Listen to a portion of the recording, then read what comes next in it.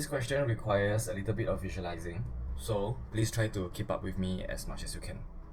They told us that a rectangular piece of paper is folded like this. Okay, blah blah blah, the length of the rectangle is 12, and then they told us the ratio of the length of to the breadth of the rectangle is 4:3.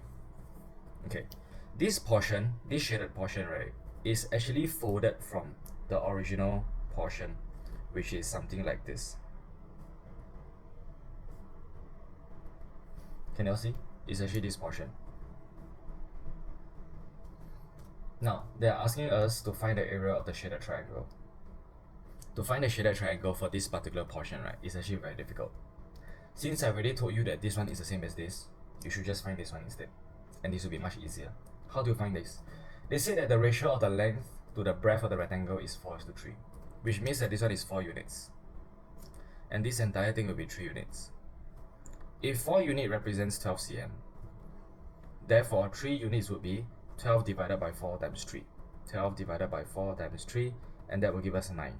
So this entire thing should be 9 cm.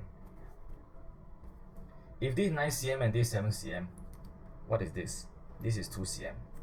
I'm going to use this as the base of this shaded triangle, the one that I shaped by myself.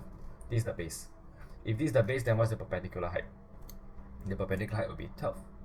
Okay, so we can find the shaded triangle right now.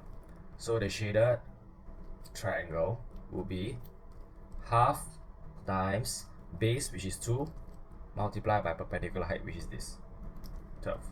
And that will give us 12 cm squared.